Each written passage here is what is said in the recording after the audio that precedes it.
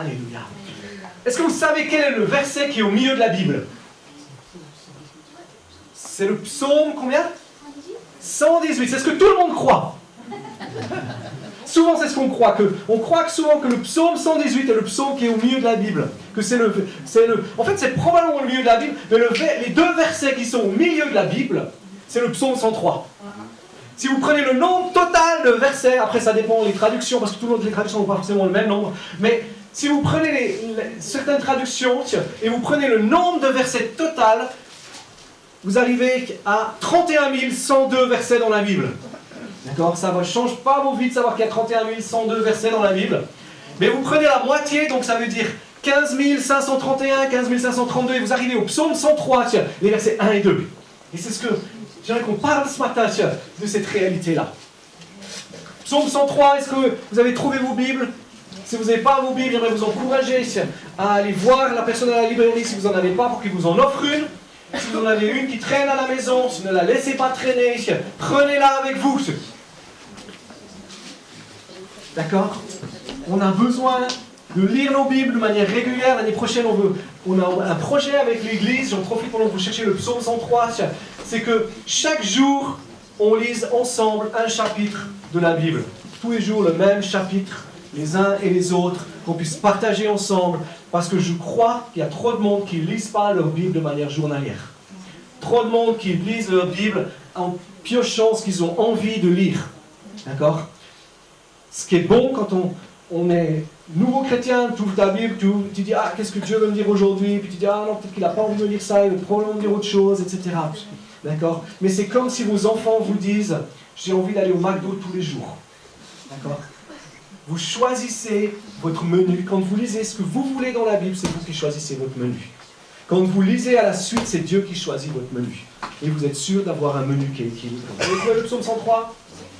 Versets 1 et 2, il est dit « Mon âme bénit l'Éternel, que tout en moi bénisse son saint nom. » Ça c'est David. « Mon âme bénit l'Éternel, que tout en moi bénisse son saint nom. » Verset 2, il dit « Mon âme bénit l'Éternel et n'oublie aucun de ses bienfaits. » Waouh!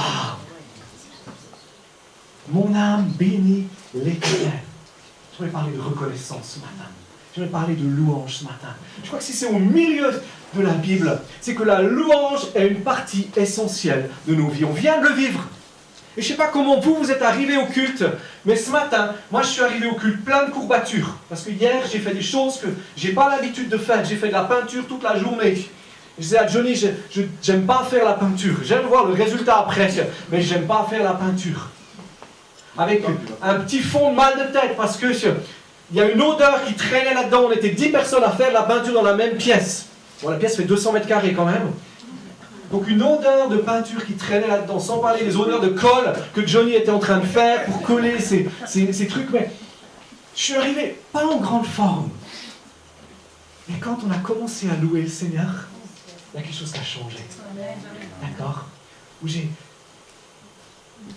a de l'énergie qui est venue dans ma vie. Il y a de la joie qui est venue dans ma vie. Il y a de la présence de Dieu qui a été libérée, activée dans ma vie. D'accord? Je vais parler de la louange, parce que la louange change les choses. La louange est ce qui bouleverse tout. La reconnaissance. Utilisons ce mot reconnaissance. D'accord? Si on était américain cette semaine, on fêterait un des jours les plus importants de l'année. On fêterait Thanksgiving. Le 3e jeudi du mois de novembre. Thanksgiving, action de grâce, établie par les colons quand ils sont arrivés aux États-Unis. Ils sont arrivés aux États-Unis, c'était le premier hiver, un hiver très rude, difficile. À la fin de l'hiver, les Indiens ou les autochtones sont venus, leur ont appris comment est-ce qu'il fallait planter du maïs, comment est-ce qu'il fallait survivre, etc. Et tout de suite, ils ont eu une bonne récolte, et à la fin de l'année, au mois de novembre, après les récoltes, ils ont établi ce jour d'action de grâce, de dire on veut louer Dieu pour ce qu'il nous a donné. On veut bénir Dieu pour ce qu'il nous a donné. Et c'est en 1863 je crois que c'est 1863, oui c'est ça, que le président Lincoln a établi ça comme un jour ferme, comme un jour férié, comme un jour d'action de grâce. Je veux dire, je crois que dans nos églises, souvent, on a oublié. C'est terrible de devoir mettre un jour pour rendre gloire à Dieu, dans un sens. Mais on a oublié souvent dans nos cœurs se dire, mais j'ai besoin de rendre gloire à Dieu. J'ai besoin de lui manifester ma reconnaissance. J'ai besoin de le louer, j'ai besoin de le célébrer, j'ai besoin de lui dire combien il est grand, combien il est puissant, combien il est majestueux. Mon âme bénit l'Éternel. C'est un choix et c'est une décision. C'est une décision de dire à mon âme, secoue-toi. Mon âme, bouge-toi. Mon âme, réveille-toi. Et David est fort quand on lit les psaumes à ça. Dire, réveille-toi et loue l'Éternel. N'oublie aucun de ses bienfaits. Éphésiens 5, 20. Parce que peut-être que tu te dis, mais moi, je n'ai pas vraiment de raison de louer Dieu. Je ne sais pas pourquoi est-ce que je peux louer Dieu. Éphésiens 5, 20. Il dit, rendez toujours grâce pour tout à Dieu le Père, ou pour toute chose à Dieu le Père au nom de notre Seigneur Jésus-Christ. C'est un verset qui est un petit peu dérangeant. Rendre grâce à Dieu, c'est facile, d'accord? Mais pour toute chose et continuellement, ça c'est plus compliqué. Pourquoi est-ce que Paul insiste? Il reprend ce que David dit. Mon âme bénit l'Éternel, n'oublie aucun de ses bienfaits. D'accord? Parce que quand on rend grâce à Dieu, on met Dieu à sa place. Quand on rend grâce à Dieu, on établit sa grandeur, sa puissance, sa souveraineté et son autorité. Si tu peux remettre ce verset encore, Pascal, s'il te plaît. Pour toutes choses, pas les bonnes choses uniquement, mais pour toutes choses. Quand on rend grâce à Dieu pour toutes choses, ça veut dire quoi? Ça veut dire que dans les choses difficiles, dans les temps d'épreuve, dans les moments où les choses ne vont pas comme j'aimerais qu'elles aillent, quand des choses qui viennent contre ma vie, je fais le choix de dire, Seigneur, je te loue. Je te loue pas pour la maladie qui est dans mon corps, d'accord? Parce que c'est pas Dieu qui a envoyé cette maladie, mais je te loue parce que tu es souverain sur cette maladie, parce que tu m'as guéri, parce que tu m'as restauré. Je te loue pas parce que j'ai reçu la facture des impôts, et puis elle est plus élevée que ce que j'avais prévisionné, et puis je ne sais pas comment je vais faire. Je te loue parce que tu es l'Éternel qui pourvoit, celui qui donne avec richesse, avec largesse, avec abondance, avec générosité. Je te loue pas pour l'état de faiblesse dans lequel est mon corps. Je te loue parce que tu es celui qui me fortifie, celui qui me renouvelle, celui qui me donne de la vigueur, celui qui libère en moi cette énergie de la foi. Je te loue pas parce que ma femme ou mon mari n'est pas comme j'aimerais qu'il soit, mais je te loue parce que tu es celui qui est sur son cas, sur sa situation, celui qui va le transformer, qui va le bouleverser, mais qui va changer mon cœur et ma vie pour que je puisse l'aimer différemment. Je te loue, Seigneur, en toutes choses. Ça veut dire quoi? Ça veut dire que je te reconnais dans toutes mes voies. Quand je loue Dieu, ça veut dire que je reconnais dans mes épreuves, je reconnais dans mes difficultés, je reconnais dans mes défis que tu es celui qui règne, celui qui est au-dessus de tout, celui qui agit avec puissance, celui qui agit avec gloire, celui qui agit avec autorité. Je fais de ma vie une source de reconnaissance, une source de louange. Je fais de ma vie cet état constant où je te dis, Seigneur, merci pour tout ce que je peux vivre. Seigneur, merci parce que tu es vivant. Merci parce que tu règnes. Merci parce que tu es puissant. Merci parce que tu es glorieux. Et vous savez ce que ça produit? Ça produit dans la réalité qu'on n'est plus centré sur nous-mêmes, mais on est centré sur Dieu. On vit dans une société où on est toujours en train de nous montrer qu'est-ce qu'on n'a pas ou qu'est-ce qu'il faudrait avoir pour être plus heureux. J'aimerais que ma femme soit plus comme ci pour que je sois heureux. Il faudrait que mes enfants fassent plus ci pour que je sois heureux. Il faudrait que ci ou ça soit différent. Pour que je puisse être content, il me faudrait la nouvelle PS3. Non, c'est la 4, hein. D'accord? Pour être heureux, il faudrait que je puisse avoir un cours de guitare personnalisé tous les jours pour chanter comme Violetta. Pas comme Violetta. T'aimes pas Violetta? Faut qu'on parle après. Bérénice, tu lui parleras. Hein? Je te fais confiance. Mais on est toujours dans cette démarche-là où on se dit, mais il faudrait que j'ai ci ou ça pour être heureux. D'accord? Quand on entre dans la reconnaissance, qu'est-ce qu'on fait? On fait le choix de dire, j'ai tout ce qu'il me faut en Jésus. Amen. Colossiens 2:10, ce verset, je trouve ce verset toujours absolument extraordinaire. On va le lire ensemble parce que tu peux nous l'afficher. Colossiens 2:10, c'est un verset qui est tellement, tellement bon. S'il faut en apprendre un par cœur, apprenez celui-là. Après Jean 3,16. Vous avez tout pleinement en Jésus, qui est le chef de toute domination et de toute autorité. J'ai tout pleinement en Jésus. Est-ce que tu peux le dire avec moi? J'ai tout pleinement en Jésus. Qu'est-ce qui est venu dans ta tête maintenant? En même temps que tu dis ça, qu'est-ce qui est venu dans ta tête, dans tes pensées, de dire mais il manque ci et ça? Est-ce qu'il y a quelqu'un qui a eu cette pensée en même temps qu'on t'a dit j'ai tout pleinement en Jésus? Il y a un sentiment où tu dis mais il manque ça comme ça, il me faudrait ci ou ça. Il y a ça qui ne va pas encore comme ça. Non? Si? Merci pour l'honnêteté. Parce que souvent, c'est notre réalité. D'accord? On est centré sur les choses qu'on n'a pas. On est centré sur ce qu'il nous faudrait. Quand il dit « j'ai tout pleinement en Jésus », c'est pas tout ce que je veux, c'est tout ce que j'ai besoin. Dieu nous donne tout ce dont on a besoin pour accomplir ce qu'il a prévu pour nous. Ça ne comprend pas « j'ai tout ce que je veux ». Il ne faut pas faire le contraire. Des fois, on pense, quand j'ai tout pleinement en Jésus, on se dit, ce verset, il n'est pas vraiment juste parce qu'il y a des choses que j'aimerais que je n'ai pas. Mais tu n'en as peut-être pas besoin. Simplement. Tu n'as peut-être pas besoin de ce que tu penses avoir besoin. Tu dis, oui, mais Dieu m'a donné un appel, Dieu a mis des choses dans mon cœur, et j'ai besoin de ça pour le vivre. Non. C'est pas parce que tu n'as pas de femme que tu ne peux pas rentrer dans l'appel de Dieu.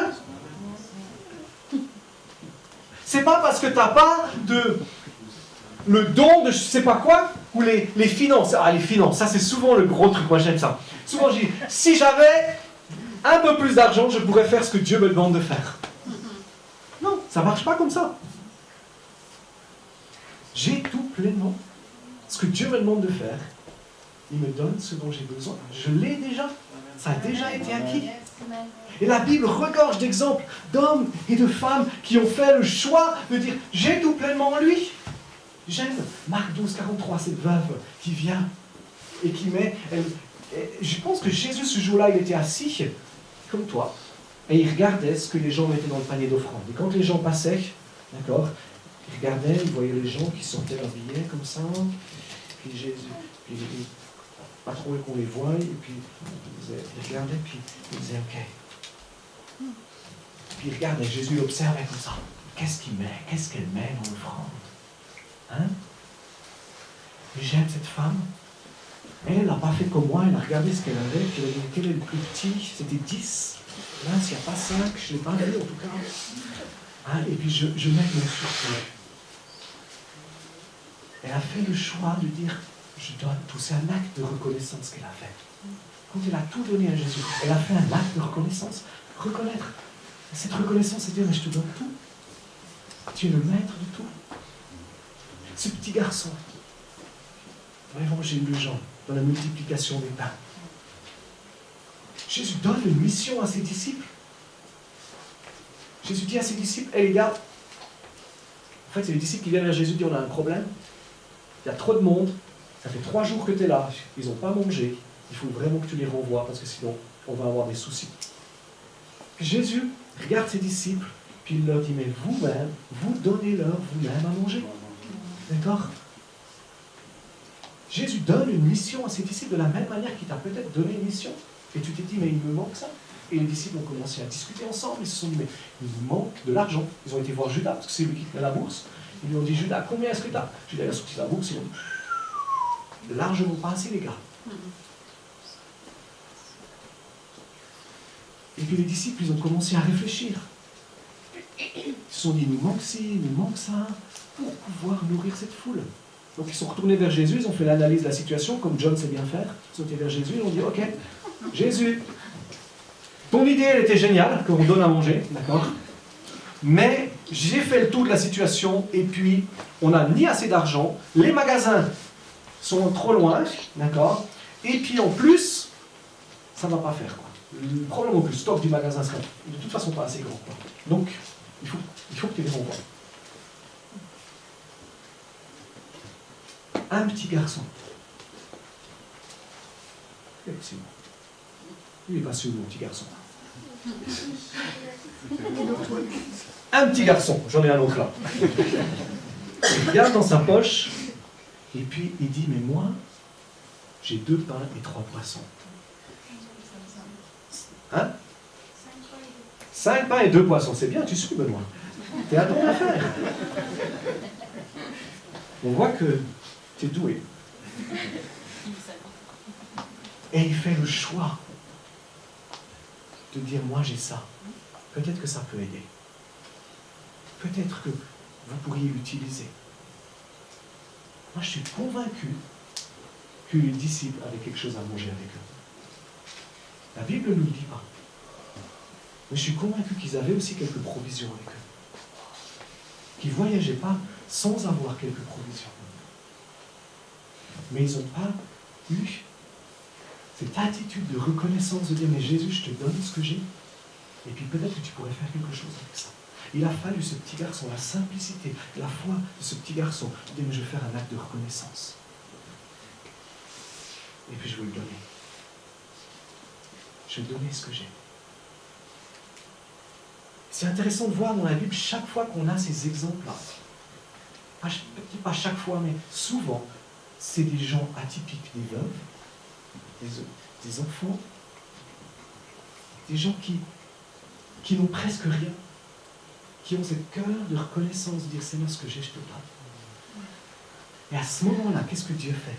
Il va utiliser ces quelques pains, ces quelques poissons, et il va commencer de les multiplier. Et si vous lisez le récit, vous voyez qu'à la fin, il en est resté quoi? 12 paniers. Moi, je crois qu'il est resté 12 paniers. Vous savez pourquoi? C'est pour que quand le petit garçon Mathis rentre à la maison, il puisse dire à son papa, j'ai été un bon businessman aujourd'hui. Parce que Stéphane, il est intéressé aux hommes d'affaires, d'accord? Et dit, regarde papa, je suis parti avec quelques pains et quelques poissons, et je reviens avec 12 paniers. Moi, je crois qu'il est resté des paniers pour que ce petit garçon puisse repartir avec quelque chose. La reconnaissance, c'est dire ce que j'ai, je le donne. Ce que j'ai, je le mets à ta disposition, Seigneur. Je veux que ce soit pour toi, je veux que tu puisses l'utiliser. Est-ce qu'on peut changer de mentalité? Est-ce qu'on peut avoir cette mentalité de se dire, mais qu'est-ce que j'ai? Qu'est-ce que j'ai pour donner à Dieu? Qu'est-ce que j'ai pour lui rendre la gloire? Qu'est-ce que j'ai? N'oublie aucun de ses bienfaits, psaume 103, verset 2. Bénis l'Éternel, n'oublie aucun de ses bienfaits. Qu'est-ce que j'ai pour rendre la gloire à Dieu? Qu'est-ce que Dieu a déjà fait pour moi? Psaume 150, que tout ce qui respire loue l'Éternel. Donc si tu respires encore, tu peux encore louer l'Éternel. Parce qu'il a mis ce souffle de vie en toi. Est-ce qu'on peut être ce peuple, cette église qui vit dans cette reconnaissance, cette attitude de louange? Quand on loue Dieu pour tout ce qu'on a, tout ce qu'on est, tout ce qu'on vit, toutes nos situations, qu'est-ce qui se passe? On est un témoignage vivant. On est un témoignage vivant parce que les gens qui nous entourent voient ces choses-là. Tu dis, oui, mais ça c'est facile quand... Moi j'ai quelqu'un dernièrement qui m'a dit, toi c'est facile pour toi parce que tu ne souffres pas. D'accord? Je te souhaite que tu souffres comme moi je souffre et tu verras. D'accord? C'est-à-dire, personne ne sait ce que je souffre ou ce que je ne souffre pas. D'accord? Personne ne sait ce que j'ai passé comme épreuve dans ma vie ou ce que je n'ai pas passé. D'accord? Personne n'a le droit de juger la souffrance de l'un ou de l'autre. Mais ce que je sais, c'est que probablement un des hommes qui a le plus souffert de la Bible, c'est Job. Job, il vient de perdre tout ce qu'il avait. Il vient de perdre tous ses gamins. D'accord? Il dit, Job 1, la fin du verset 21, il dit que le nom de l'Éternel soit béni. Avant, il dit cette fameuse phrase, l'Éternel a donné, l'Éternel a repris, que le nom de l'Éternel soit béni. Ça, c'est l'Ancien Testament. Moi, je crois que ce que Dieu donne, il ne le reprend pas. D'accord? Mais il fait le choix de dire, Seigneur, sois béni, sois honoré, sois glorifié. Tu restes Dieu. Tu n'es pas Dieu pour ce que tu me donnes. Tu n'es pas Dieu pour ce que tu fais pour moi. Tu es Dieu parce que tu es Dieu. Et je peux te louer pas parce que tu fais des bonnes choses pour ma vie. Je peux te louer parce que tu es Dieu. Et je t'exprime ma reconnaissance. Je t'exprime ma louange. Et tu dis, oui, mais après, comment il a continué? J'ai juste pris quelques versets. Job 13, verset 15. Job va dire à ses amis, il va dire, mais même si Dieu voulait me tuer, je m'attendrai à lui. C'est une sorte de louange. Et même si Dieu voulait me tuer, je continuerai de mettre ma confiance en lui. Job 19, 25, il dit, mais je sais que mon Rédempteur est vivant, qu'il se lèvera le dernier sur la terre. Il y a toujours cette attitude de louange, cette attitude de reconnaissance, cette attitude de dire, Seigneur, sois élevé, Seigneur, sois glorifié. Seigneur, c'est un choix. La louange est une attitude. La louange est une décision. Je décide de louer Dieu. Je décide de lui rendre la gloire, je décide de lui rendre l'honneur, je décide de me centrer sur lui, je décide de magnifier son onction. Quand je loue Dieu, j'entre dans la dépendance de lui. Quand je manifeste ma reconnaissance à Dieu, je rentre dans une vie de dépendance de lui.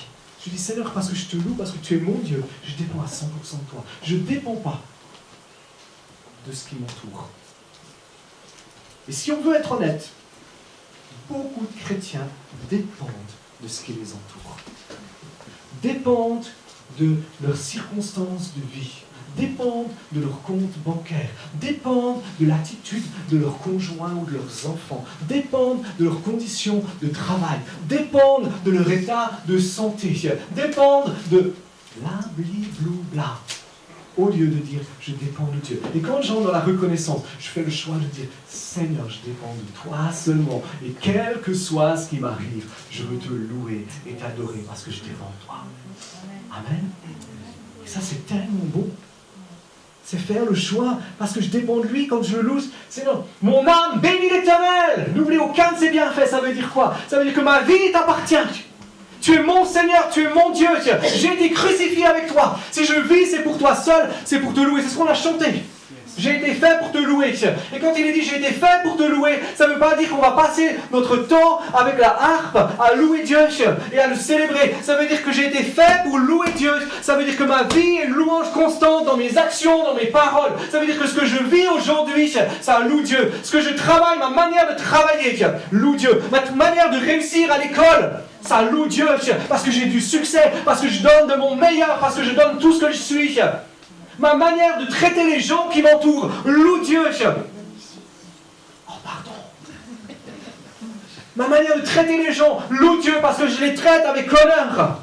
Parce que je les traite comme supérieurs à moi-même. Ça loue Dieu. C'est pas simplement des mots où on exprime notre reconnaissance à Dieu, mais c'est une manière de vivre.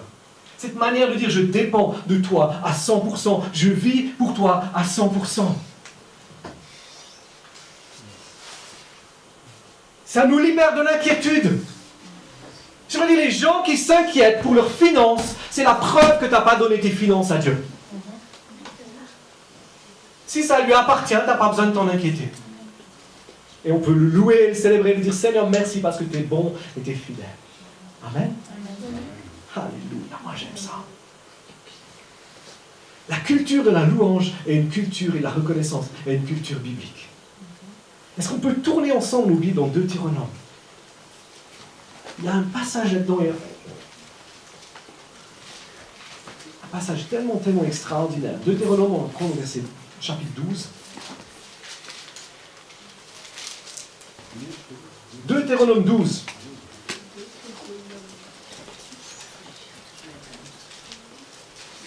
Je crois que c'est 12. C'est ce que j'ai écrit, mais je suis plus sûr maintenant.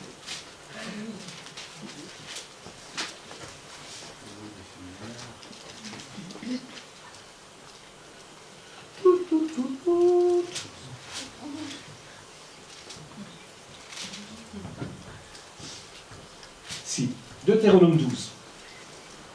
Alors, Deutéronome 14, prenons 14 pour commencer. À partir du verset 22. Deutéronome 14, 22, il est dit, tu lèveras la dîme de tout ce que tu produiras ta semence, que tu rapporteras ton champ chaque année. Tu mangeras devant l'Éternel ton Dieu dans le lieu qu'il te choisira pour y faire demeurer son nom. La dîme de ton blé, de ton vin nouveau et de ton huile, les premiers-nés de ton gros et de ton menu bétail, afin que tu apprennes à craindre toujours l'Éternel. Peut-être le chemin sera-t-il trop long pour ce transport à cause de ton éloignement du lieu qu'aura choisi l'Éternel ton Dieu pour y faire résider son nom, parce que l'Éternel ton Dieu t'aura béni. Alors tu échangeras ta dîme contre de l'argent, tu serreras cet argent dans ta main et tu iras au lieu que l'Éternel ton Dieu aura choisi. Là tu échangeras l'argent contre tout ce que tu désireras, gros et menu bétail, vin et liqueur, tout ce qui te fera plaisir, tu mangeras devant l'Éternel ton Dieu, et tu te réjouiras toi et ta famille. Tu ne délaisseras pas le Lévite qui résidera avec toi, car il n'a ni part ni héritage avec toi. Au bout de 3 ans, tu sortiras toute la dîme de tes produits pendant cette 3e année, et tu la déposeras là où tu résideras. Alors viendront le Lévite qui n'a ni part ni héritage avec toi, l'immigrant, l'orphelin et la veuve qui résideront avec toi, et ils mangeront et se rassasieront avec toi, afin que l'Éternel, ton Dieu, te bénisse dans toute l'œuvre que tu entreprendras de tes mains. Ça, il y a plusieurs dîmes dans l'Ancien Testament. Il y a la dîme qu'on connaît, qu'on prêche, c'est-à-dire 10% de mon revenu, de tout ce que je gagne, ça vient dans la maison de Dieu, ça vient pour bâtir, pour construire le royaume de Dieu. C'est cette reconnaissance de dire que ça appartient à Dieu, que tout ce que je reçois appartient à Dieu. Quand je donne ma dîme, c'est simplement ça. C'est ce choix et c'est cette décision. Mais là, c'est une autre dîme dont il est parlé. Et j'aime cette dîme-là aussi. Alors, c'est clair qu'à l'époque, il n'y avait pas d'autres impôts que ce qu'on a aujourd'hui. Aujourd'hui, on a les impôts au gouvernement qu'il faut payer. D'accord ? Tu ne peux pas dire au gouvernement, je ne te donne pas d'impôts parce que je paye ma dîme à l'église. Ça ne marche pas comme ça. Tu peux la déduire d'une partie de tes impôts. Par contre, ça marche. Mais Dieu avait prévu une dîme pour célébrer. Il avait prévu qu'il y ait 10% de tes revenus que tu prennes une fois par année et que tu ailles au temple à Jérusalem, que tu achètes à manger, ou si tu étais trop loin, mais si tu étais proche, tu amenais avec toi le premier-né de ton troupeau, tu prenais les meilleures productions de ton pays. C'est cette dimension de Thanksgiving américaine qu'ils ont retrouvée. Et tu prenais tout ça, tu achetais des liqueurs, du vin et tout ça. Et qu'est-ce que tu fais ? Tu te réjouissais. En fait, qu'est-ce que tu fais ? Tu rends la gloire à Dieu pour tout ce qu'il t'a donné et tu te réjouis. Moi, j'aime ça. J'aime cette culture où Dieu a choisi. Ça veut dire quoi ? Ça veut dire que même s'ils avaient une mauvaise récolte, ils pouvaient se réjouir parce qu'ils pouvaient prendre 10% de cette mauvaise récolte pour louer Dieu. Même s'ils avaient eu que 2 ou 3 petits dans leur troupeau, ils en avaient un qu'ils pouvaient prendre pour se réjouir. Dieu a choisi que même dans les temps les plus difficiles, le peuple pouvait se réjouir parce qu'il prenait la première partie de ses revenus pour cela. Mais cette réjouissance, ce que je trouve extraordinaire, c'est que cette réjouissance, elle touchait une deuxième dîme en même temps, c'est cette dîme pour les pauvres et les orphelins. D'accord ? Et cette dîme, si on prend Deutéronome 12-15, on voit que on prenait aussi l'immigré et tous ces gens-là qui avaient immigré dans le pays, on les prenait avec nous pour qu'ils célèbrent avec nous, ceux qui sont purs pourront manger comme on mange de la gazelle, etc. C'est-à-dire quoi ? C'est-à-dire que cette dîme de réjouissance, cet acte de reconnaissance, on ne le faisait pas seulement pour nous-mêmes, on le faisait avec notre famille, on prenait les pauvres, on prenait les orphelins, ceux qui avaient rien eu comme récolte, ceux qui avaient rien eu, qui étaient là, même ceux qui étaient impurs, même ceux qui étaient de pays étrangers, de nations étrangères qui adoraient les mauvais dieux, on les prenait avec nous et on célébrait Dieu et on manifestait la reconnaissance. La reconnaissance libère la joie. Je crois que c'est une clé pour laquelle le peuple juif est toujours dans la joie. Même au cœur des épreuves, même au cœur des difficultés, il y a toujours des chants de joie qui s'élèvent du peuple juif. Pourquoi ? Parce qu'ils ont compris cette dimension de reconnaissance. Ils ont compris cette dimension de louange, d'adoration, de célébrer Dieu. Ils ont fait le choix de dire on veut louer Dieu. Alors, imagine que tu prennes ta dîme de l'année pour faire un repas. Tu peux inviter plusieurs personnes chez Bocuse. Honnêtement, c'est une grosse somme. Mais sans dire de prendre ta dîme. Ça fait 20%, donc 10% ici, 10% pour célébrer, okay, et 10% pour les pauvres et les orphelins. Non, c'était tous les 3 ans, ça seulement, donc ça fait 3. Ça fait 3 et quelques pourcents. Imagine que tu prennes du temps régulièrement pour te dire, mais Dieu m'a donné beaucoup et je veux inviter des gens qui n'ont pas beaucoup. Je veux inviter des gens qui n'ont pas la capacité de célébrer, de se réjouir, pour les bénir, pour les honorer, pour le partager. En fait, qu'est-ce que tu fais quand tu fais ça ? Tu casses la jalousie. Parce que si je gagne 10 000 euros, d'accord, et puis que je fais le choix de dire à Jérôme, Jérôme, je t'invite avec moi, on va célébrer ensemble, qu'est-ce qui se passe? Il ne peut plus être jaloux de moi parce qu'on célèbre ensemble. Non? Il y a une dimension qui est là. Ça casse la cupidité. Ça casse l'égoïsme qu'elle est dans le cœur humain, par principe souvent. Ça libère cette libéralité pour les pauvres, qui est le cœur de Jérôme, qui devrait être notre cœur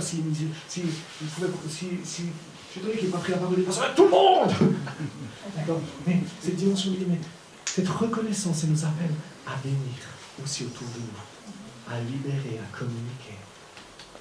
Pour se dire, mais qu'est-ce que je peux faire pour les autres? Comment est-ce que je peux bénir? La reconnaissance, elle se répand partout. La reconnaissance, elle est partagée partout. Elle est libérée partout. La reconnaissance, elle amène la victoire. Si vous prenez 2 Chroniques 20, par exemple, vous avez cette histoire extraordinaire de Josaphat. Josaphat qui est contre cette armée étrangère. Qu'est-ce qu'il fait? Ils viennent pour essayer de le détruire. Il cherche Dieu, il commence à louer Dieu. Immédiatement, il loue Dieu, il dit « Seigneur, tu es le Dieu ». On peut prendre quelques versets par rapport à ça, si vous voulez. Regardez ça, 2 Chroniques 21. Verset 6.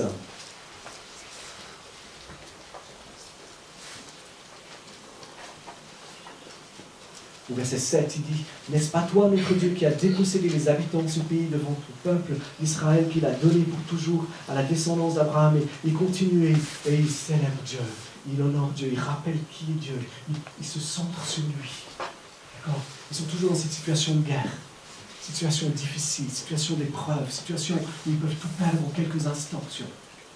Mais il fait le choix de louer Dieu. Je vous encourage, on n'a pas le temps maintenant, mais à prendre ce texte et à regarder comment la louange et la reconnaissance ont libéré la victoire pour lui, pour le peuple, et ont libéré une productivité, aussi une prospérité.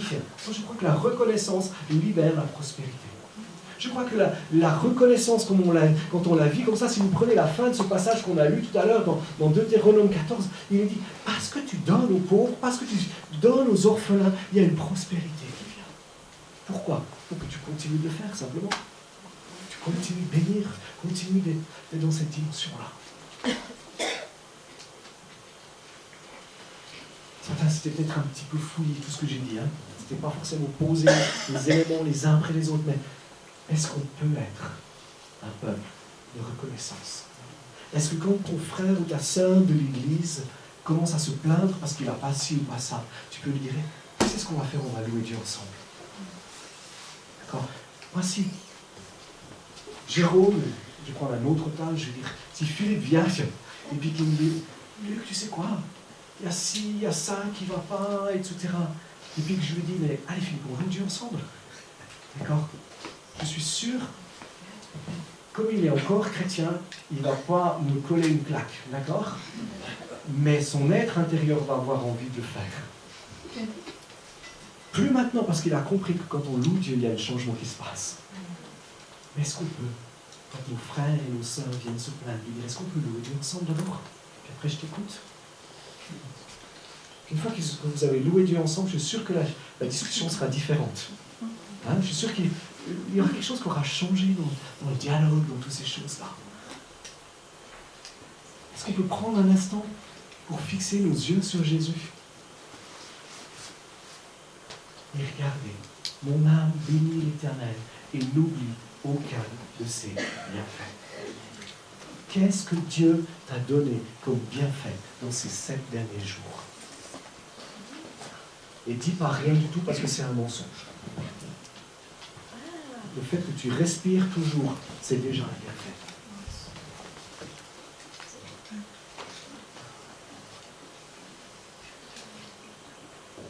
Saint-Esprit, merci parce que c'est toi qui fais de nous des hommes et des femmes, des enfants reconnaissants. Je demande, Saint-Esprit, que tu ouvres nos yeux et nos cœurs sur toutes tes bontés, tout ce que tu as fait pour nous, mais surtout sur qui tu es.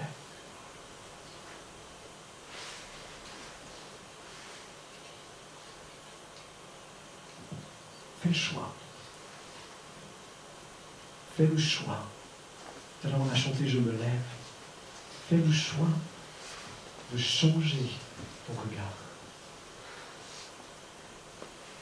Il dit, pourquoi promènes-tu des regards inquiets?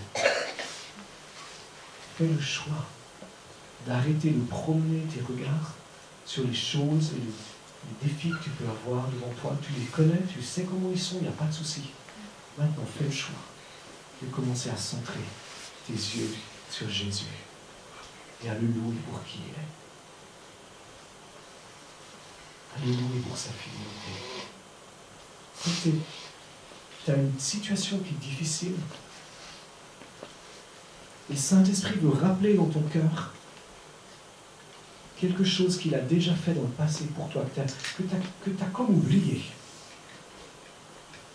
Et au moment où il va te le rappeler, ça va libérer cette foi parce que ça touche, c'est dans la même ligne que ce que tu es en train de vivre aujourd'hui, dans l'épreuve dans laquelle tu es aujourd'hui, sur laquelle tu es sous un poids, sous un fardeau. Le Saint-Esprit veut te rappeler son intervention dans le passé.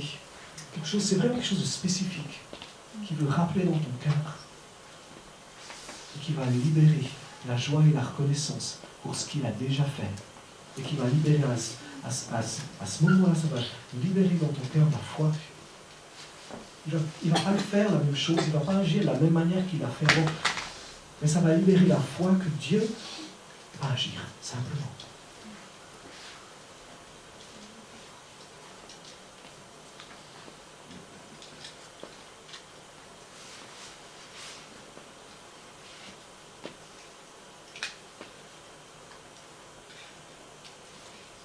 J'aimerais qu'on fasse quelque chose un peu plus inhabituel. Tu vois, vous tourniez par groupe de 2 ou 3 et tu te dis, voilà les bonnes choses que Dieu a fait pour moi ces 7 derniers jours. Commence à dire, voilà les bonnes choses que Dieu a fait pour moi. Dis à ton voisin, ta voisine, témoigne-lui les bonnes choses que Dieu a fait dans ta vie ces 7 derniers jours. Ces choses qui peuvent être un sujet de reconnaissance, sujet de louange, sujet de célébration, d'honneur. Encourageons-nous les uns les autres. Jérôme, revenez-vous avec. Regardez, mettez-vous les deux ensemble. On va filmer ça, on s'en fiche ça. On va pas le mettre sur la vidéo de toute façon ça.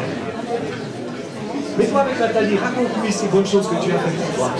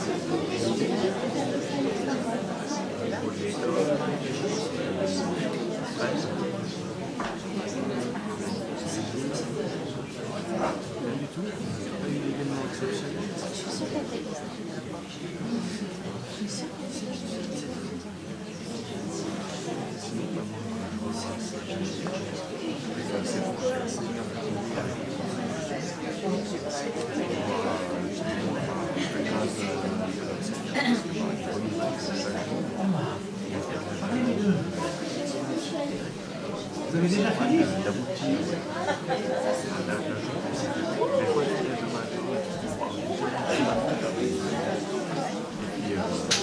On arrive à faire tout ça.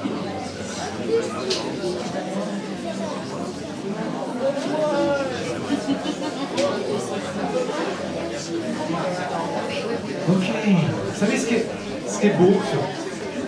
Vous pourrez continuer autour d'une tasse de café tout à l'heure à vous partager ces choses-là. Mais vous savez ce qui est beau de voir? Moi, ce que je vois depuis ici en vous regardant les uns et les autres, c'est que je vois des visages qui s'éclairent. Je vois des sourires qui apparaissent sous des visages. D'accord? Je vois des encouragements qui sont communiqués les uns et les autres. Est-ce qu'on peut avoir cette culture? Est-ce qu'on peut développer cette culture de reconnaissance? Est-ce qu'on peut développer cette culture de, quand Dieu fait des bonnes choses pour nous, de les partager avec les autres?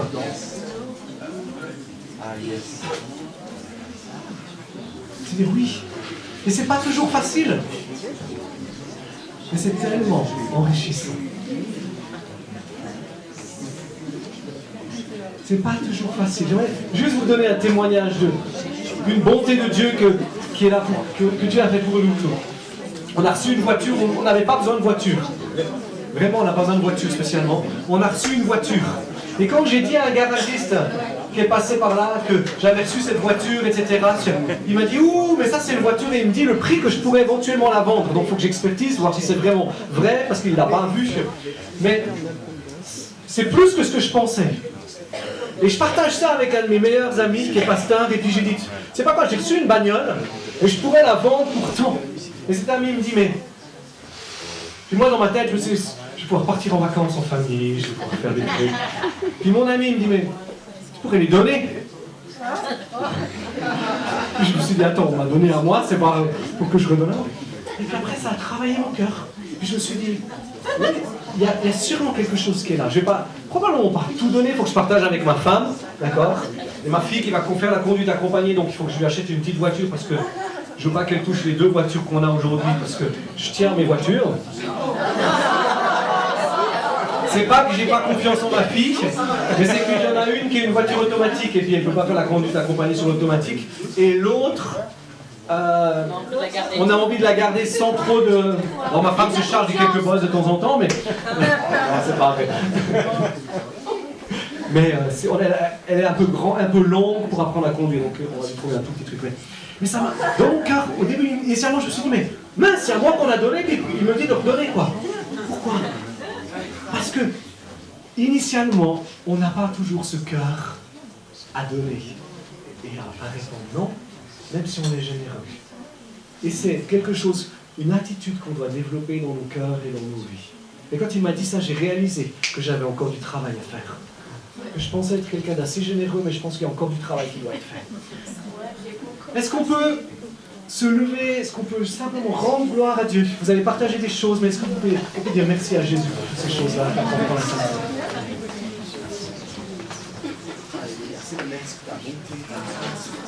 Fidélité, ton amour, Jésus.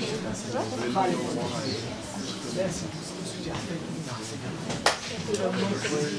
C'est notre merci. Oh, c'est notre merci. Tu as rafraîchi, tu as rafraîchi notre cœur au niveau de la vision.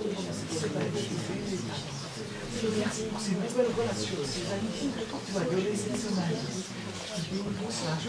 Merci pour la protection aussi, Seigneur. Je peux constater cette semaine combien tu m'as gardé, combien tu m'as protégé, combien tu as veillé sur ma vie. Et je voudrais ma reconnaissance.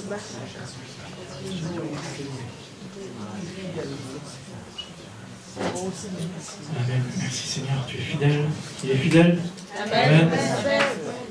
Merci, Pasteur Luc. Ce rappel d'avoir une attitude de reconnaissance, attitude de louange, c'est pas toujours facile, n'est-ce pas? Selon les circonstances, justement.